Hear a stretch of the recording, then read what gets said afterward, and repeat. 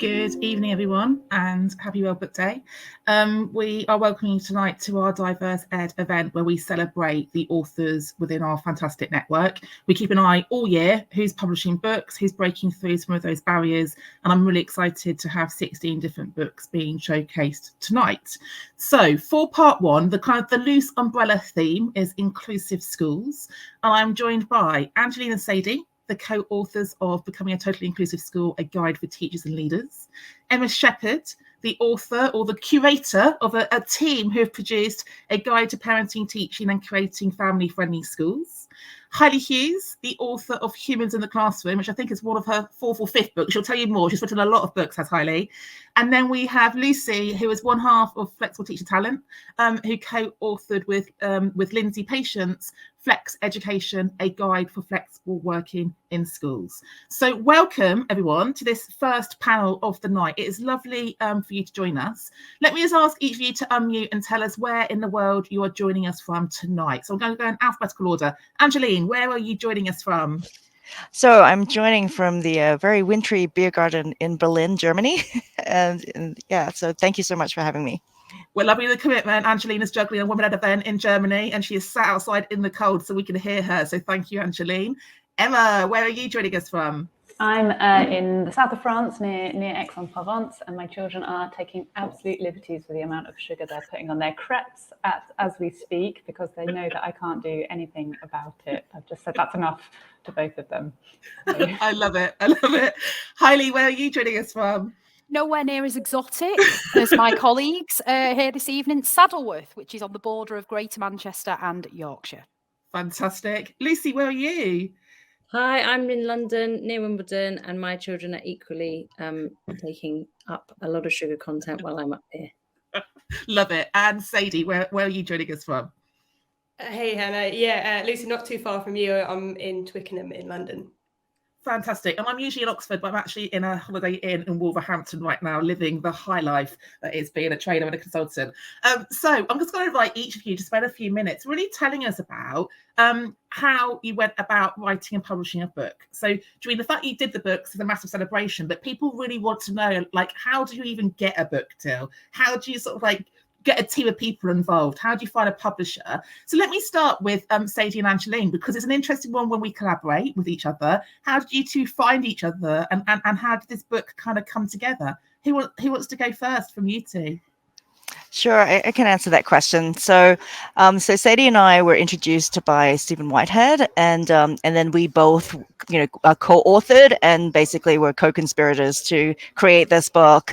And so I think that throughout this event, you're going to hear from many books about equity issues, leadership, well-being, and more. And so our book is really trying to bring together how you take your school on a journey to become totally inclusive in a really intersectional approach. And so it's a guide for teachers and school leaders, and it's based on a DEIJ advocacy series of workshops that I had been leading. So like you, I'm a consultant and trainer working with schools and different school groups. And so the book really then came about. So we outlined and created a proposal based on the underpinnings and foundational concepts that were driving the advocacy series of workshops. And so that was outlined in 3 sections. So thinking about you as an individual, us as in terms of how do we interact with each other, and then the institutional piece. So what are the systems and structures you need in place? And so as we put down that proposal, we kind of put it into different publishers, and Sadie's got probably a better overview of that, so I'm going to hand it over to her. Yeah, sure. Sorry, my dog is barking right on cue, so hopefully you can still hear me. So yeah, we had our proposal and we reached out to a few education publishers. So just through searching, just seeing which publishers take submissions through their site and which you have to kind of directly reach out to certain contacts. Then we went through a kind of process of reviewing. So any ones that kind of went further then got sent out to external reviewers, and we got some feedback from that, which was really, really helpful. And then fortunate enough, we were lucky to get a contract. And then from there, we started writing the book. I think we wrote the book in probably just under a year. We would meet every 2 to 3 weeks, I think, to start off with. On a Sunday, we'd spend, sometimes 2-3 hours going through stuff. And essentially, we kind of divided the chapters based off what we were most comfortable with. And then we just kind of started our work and we'd check in. But that process of collaboration was really great because we leaned on each other's strengths and got feedback, and would literally, it was an interesting process finding a way to bring both of our writing, both of our experiences and our voices together. So I say that like it was really smooth sailing. It was we were pretty fortunate. It was awesome working with Angeline. But as the book kind of gets towards the deadline, the stresses come in, and actually that's a really great process of like clarifying the book and really kind of being sure what you want to include and what you don't. So very lucky. 2 years later, we've met, we've put the proposal in, and we've written the book. So am I hearing that you wrote the book and then you met each other once the book was birthed?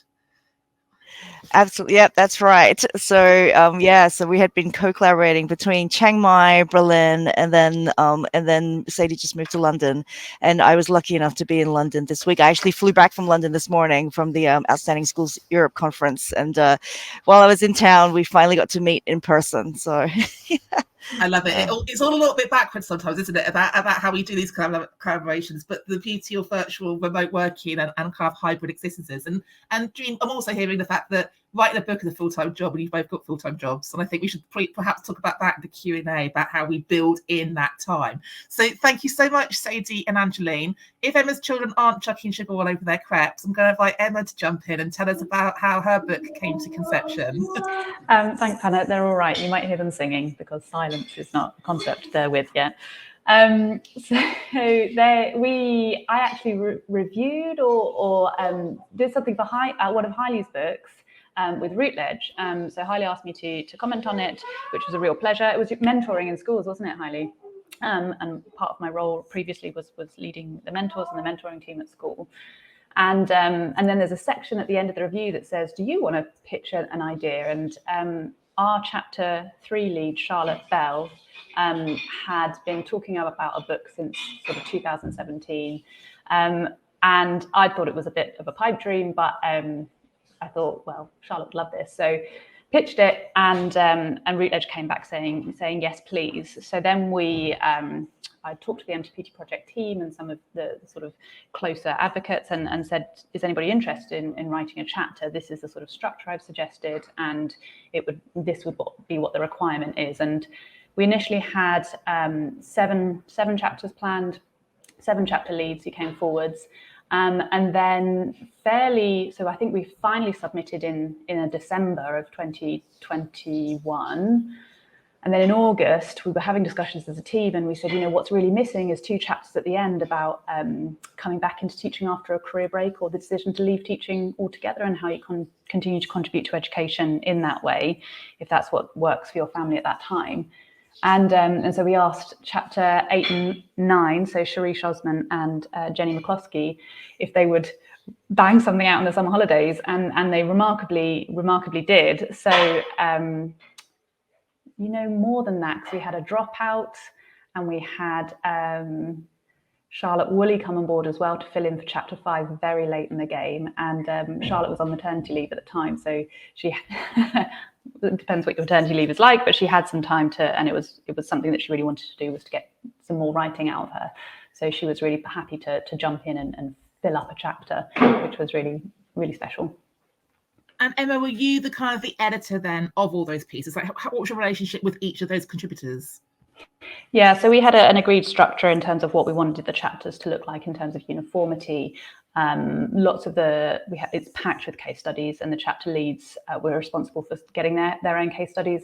But actually, there were some case studies that they got that were really good but didn't fit in their chapter, so we passed them around a bit. And as the MTPT project founder, I obviously know the community really, really well, and so I knew who to ask, and then was shoving case studies their way. I wasn't intending actually to write anything. I was just intending to edit. But then we did have a need for chapter 7 on family-friendly schools, and I think I started writing that in September in a sort of like panic. And And so then they submitted their first drafts for me. I went through them, suggested feedback. They went away and took them back. And then I did the final edit. And that was quite a big process, really, because we wanted the book to feel smooth and uniform. And we wanted it to feel like an MTPT voice rather than sort of 9 disconnected styles. But we also wanted to capture our chapter authors in there as well. So it was that real balance between making something smooth and uniform, but not ironing them out and deleting those voices entirely, and sort of going back and forth quite delicately in some ways with the chapter authors when stuff needed to be pulled or something needed to be rearranged, and saying, you know, can you still hear yourself in this if I make these structural changes or add this or put this data in because I've got maybe a bit of a closer head to the data. So yeah, that was a quite a heavy job, but also quite an emotive job in that they put so much work into it, and I didn't want to, you know, go through and sort of beige them out in order to get that uniformity. Yeah, I empathise with that, because that's what we had to do with our book, and we wanted it to be individual voices, but there also needed to be that harmonisation, and it was really hard to get that balance. We didn't want people to lose their voice, but as you say, you want the kind of the one voice as well. So yeah, thanks for explaining that. I'm going to swing over to Haili. So Haili, which book are you spotlighting tonight, and how many books have you written now? I know you produce a lot of writing, darling. Yeah, but I'm not a teacher anymore. That's why. So, like, you know, I've got 2 full-time jobs now, and I'm a consultant, and I still don't work as hard as teachers. So I've written 3 books, and I'm just finishing my 4th and 5th now. So I've worked with loads of different education publishers, but I'm gonna talk about Humans in the Classroom. I think that's probably the most apt book. Tell us about Humans in the Classroom. Tell us how it came into being and how you went about the process. I'll do a little bit of like product placement. There you go.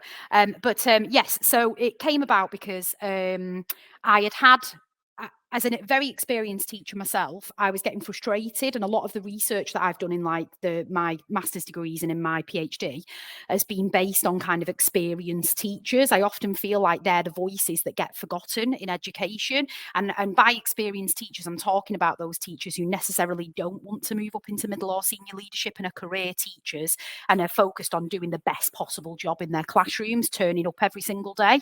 I feel like things are getting better with that, with the new MPQs and things like that are more specialised, but that was my frustration. And I'm a people person. I'm an ex-national newspaper journalist. I love listening to people's stories. And I just started to listen to experienced teachers and the sort of experiences they'd had before they became teachers, sort of what had influenced them to be the kind of educator that they'd become, and just kind of their raison d'etres and what makes them tick and what makes them keep turning up every day. So that was how it came about. I have to give a shout out to Debbie Kidd here. She lives in the same village as me. I taught her fantastic son, Gabriel. And I told Debbie the idea for the book. I'd only just come onto Twitter. It's only a few years ago. And Debbie said, that sounds like an amazing book. It's kind of a Humans in New York type play, but Humans in the Classroom. Told Debbie, and she put me in touch with an independent publisher run by Caroline Payden Smith, and that was kind of how it came about. I went through the same process as a lot of people have spoken about tonight, filled in an author questionnaire, went through a kind of QA process, and that was that. And bizarrely managed to get 3 publishing deals with 3 different publishers within about 6 weeks, and then actually realised that actually I had to write the books, which was fairly terrifying. How did you decide who to listen to and who to include? Like, did you have a list of identities or types that you wanted to showcase to challenge some of that stereotyping maybe? Well, I mean, yes, I absolutely wanted to have teachers from unusual backgrounds, so possibly people that you wouldn't expect to be teachers. You know, as a very, very tattooed educator myself, I was keen on having people who didn't fit the stereotypical mold of being teachers. I feel that I can say now that I kind of do feel like I failed in making it as diverse as I possibly could have made it. I put lots of shout outs on Twitter and kind of aggressively recruited some people to be in the book through kind of direct messages. But I do feel like I still could have had educators from more diverse backgrounds in there. And what I should have actually done, instead of just putting kind of active call outs, is to approach more educators from more diverse backgrounds, such as Black educators, for example. Might there be a part 2, Haili? There could be. I would actually, to be honest, I would like to put the invitation out there to an amazing Black education writer to write the book, and I am happy to curate it and edit it, not even have my name on it. But, you know, I would like to kind of rectify my mistake in that way, and my experience in publishing, I could help them do that. Well, that's a great call to action for everyone listening, either live tonight or tonight, because quite often people are looking for that sponsorship, that mentorship, the kind of the door opening, and to listen to you all, but to also have that offer there of potentially a bit of hand holding to make that leap of faith. I think that's a great offer there, Haili. I'll put that out in the newsletter as well. Please do. Thank you so much. And I do get the reference to the Kingdoms of New York. It also made me think of Aisha Small's book, Unexpected Leader, like deliberately finding people who are breaking through some of those ceilings and molds. It really resonated with me. So thank you so much for curating it. No worries. Lucy, one half. Lindsay, Yeah, Lindsay's not joining us, but you are one. Yeah, we always talk about being a bit interchangeable, but I'm a bit sad Lindsay's not here today. She does have a very small baby, Jasper, and that's the third one. So she's busy. It's bath time. So she's busy. Tell us about your book then, Lucy. Yeah, about sex education, slim, useful, practical guide. Very privileged we were to be able to just put down all the ideas, all the research that we had the time to listen to hear, to read. Really happy to share all of the stories that people wanted to share with us. We wanted it to be a celebration of excellent best practice. We wanted to make it as practical as possible. When we came to write it together, I think Lindsay actually said really early on we should just write a book. And I was the, level of imposter syndrome of like, absolutely, there's no way, no one really wants to hear this. It's just a lot of, it's just us two. And then the more work we did, the more we realized that although we're coming to it from a parental point of view, that flexible working is actually a really great, it's really useful for everybody. It's excellent for the culture of a school. It's a bit like, Zen teaching is great teaching, just something that works for everybody. And so it moved from being much more, helping you, usually mothers who are the people who are kind of agitating and asking and being difficult and making a fuss and asking for these flexible working requests, and much more about saying, well, let's make this something that is commonplace for everybody. We know it's coming, so we know that the law is going to change, and very soon everybody's going to be able to ask for flexible working from day one. So this book is really to help people be practical right from the minute, right from the word go, to be proactive, to be asking their staff, so they're less reactive to kind of single requests. Collaboratively, obviously, Lindsay and I have always done all of the work that we do around our teaching job. It's been quite important to us to stay in the classroom for all of the reasons. And so it had to be, after bedtimes, post, and we rarely meet in person. We're rarely in the same room at the same time. But the editing and the writing of the book, that was quite sort of shared docs and checking each other's and editing, and then making the other person read the chapter that you just read and sharing. But I think when I eventually said to Lindsay, maybe we should write a book, she kind of found the WhatsApp where she'd written it 3 years before and was like, I told you. And I think we asked Women Ed, where did they do their first publisher? And so Sage were really kind and said and really supportive. And I think the biggest tip is, like all writers say, just start writing. A lot of it is that kind of voice. The hardest part was probably, again, cutting down case studies. Some of our case studies are really heartfelt, particularly people who sort of chronic illness and having flexibility, allowing them to stay in the classroom, or people going for IVF and having to sort of cut down what they've written. Those are probably the most difficult things to do, is to make sure that we're keeping exactly, what's required. To kind of make the case without losing the voice. So yeah, but we're really pleased to have had the opportunity to do it. Brilliant, thank you, Lucy. So just picking up this thread of lot you are parents, full-time workers, like the workload and the well-being of doing a book around full-time jobs. Like how did you manage that? How did you, so Sadie, you talked about you and Angeline like allocated Sundays. Like how much time do you think you actually spent weekly and monthly on the book, Sadie? Let's be real here for a second. Joe, it's like I've blurred it out of my mind. I can't remember, but I think for me, I would do it really intensely. So it would be like, you know, I would try and spend a weekend and really hit it hard and then not touch it for like 6 weeks. So yeah, I'm probably not a very good person to ask because I had awful writing habits, but yeah, I would do it quite intensely. Well, it's about what serves us, isn't it? Who wants to jump in and give an alternative way of doing it? I'm really interested in your discipline or the way you did it. Angeline, do you want to jump in? Sure. I don't know if discipline is the word I would use, but because I also like to I weave a lot of metaphors and stories into my writing to help the work be more accessible. And so sometimes those things kind of need to brew, and they need to kind of, they sort of a slow brew sometimes. And as all good ideas, they kind of come to you when you're in the shower or you're somewhere else. And so for me, I had a very different approach. But then having sustained periods of time where you could actually sit and put that down on paper was really important to carve out.